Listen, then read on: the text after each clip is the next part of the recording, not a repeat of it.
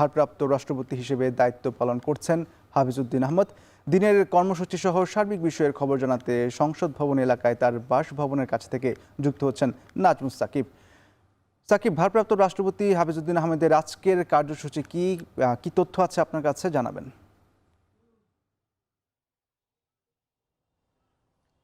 ইশতিয়াক, আপনি জানেন যে গতকালকে আসলে ভারপ্রাপ্ত হিসেবে দায়িত্বভার গ্রহণ করেছেন স্পিকার হাফিজউদ্দিন আহমদ, এবং যেহেতু তার আজকেই আসলে প্রথম দিন, সেক্ষেত্রে একটু আলাদা নজর রয়েছে। কিন্তু তার কি কর্মসূচি রয়েছে যতটুকু আসলে জানা যাচ্ছে, যেহেতু তিনি গতকাল বিকেল নাগাদ আসলে দায়িত্বভার গ্রহণ করেছেন, তাই আজকে যে প্রথম দিন হিসেবে কিন্তু বেশ কিছু যারা সংসদের আসলে বিভিন্ন সংগঠন রয়েছে তাদের আসলে শুভেচ্ছা বার্তা তিনি গ্রহণ করবেন, তাদের সঙ্গে দেখা করার কথা রয়েছে।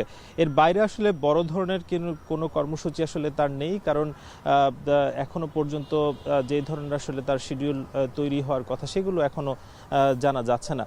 একটু জানিয়ে রাখতে চাই, যেহেতু সাবেক রাষ্ট্রপতি মোহাম্মদ শাহাবুদ্দিন তিনি কিন্তু একটা দীর্ঘ সময়ে তিনি বাংলাদেশের রাষ্ট্রপতি হিসেবে দায়িত্ব পালন করেছেন। 2023 সালের এপ্রিলে কিন্তু তিনি দায়িত্বভার গ্রহণ করার পর একটা দীর্ঘ সময় পার হয়েছে, অর্থাৎ 26 সাল পর্যন্ত। যদিও তার আসলে মেয়াদ রয়েছে 2028 সাল পর্যন্ত, কিন্তু শারীরিক জটিলতায় তিনি যেহেতু পদত্যাগ করেছেন, 54 অনুচ্ছেদ অনুযায়ী কিন্তু সাধারণভাবে স্পিকারের ওপর সেই দায়িত্ব বর্তায়, অর্থাৎ ভারপ্রাপ্ত রাষ্ট্রপতি হিসেবে স্পিকার হাফিজউদ্দিন আহমদ তিনি কিন্তু দায়িত্বভার গ্রহণ করেছেন।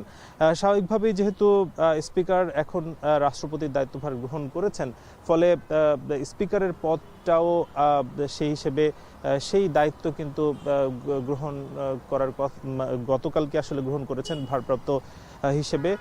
ভারপ্রাপ্ত স্পিকার হিসেবে এখন দায়িত্ব পালন করার কথা যিনি ডেপুটি স্পিকার ছিলেন কায়সার কামাল। অর্থাৎ আগামী যেই সংসদ হবে সেই সংসদে আমরা হয়তো কায়সার কামালকে দেখতে পারি যে স্পিকারের আসনে তিনি আসলে অধিষ্ঠিত হয়েছেন।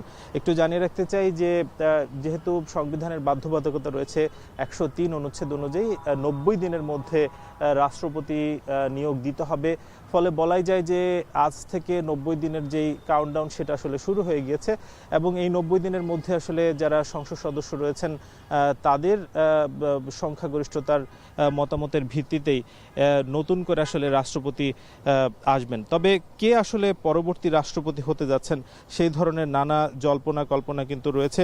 ইতিমধ্যে যতটুকু জানা যাচ্ছে যে যেহেতু বিএনপি আসলে সরকার গঠন করেছে, তাদেরই সংসদ সদস্য বেশি, ফলে বিএনপি ঘরানার কেউ আসলে আসেন সেটা একেবারে শতভাগ নিশ্চিত।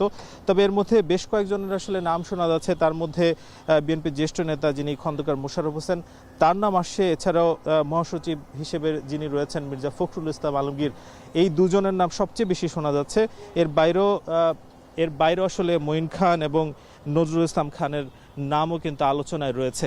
এর বাইরে একজন বিচারপতির নামও কিন্তু শোনা যাচ্ছে, ফলে বলাই যায় যে অন্তত 6 থেকে 7 জনের নাম কিন্তু বিএনপির যেই তালিকা সেখানে রয়েছে, এবং এই 7 জনের মধ্য থেকে হয়তো আগামীতে কাউকে রাষ্ট্রপতি হিসেবে পাওয়া যেতে পারে। তবে আমরা যতটুকু দেখতে পাচ্ছি যে আগামী 90 দিন কিন্তু মেজর হাফিজউদ্দিন আহমদ তিনি আসলে দায়িত্বভার যেহেতু গ্রহণ করেছেন, এর 90 দিনে আসলে দেশের যে রাষ্ট্রপতির কার্যাবলী সেগুলো আসলে তিনি পালন করবেন বলেই জানা যাচ্ছে, এবং এই সময়টা আসলে আমরা স্পিকার হিসেবে কায়সার কামালের মাধ্যমেই বাকি সময়টা হয়তো পরিচালিত হতে দেখব।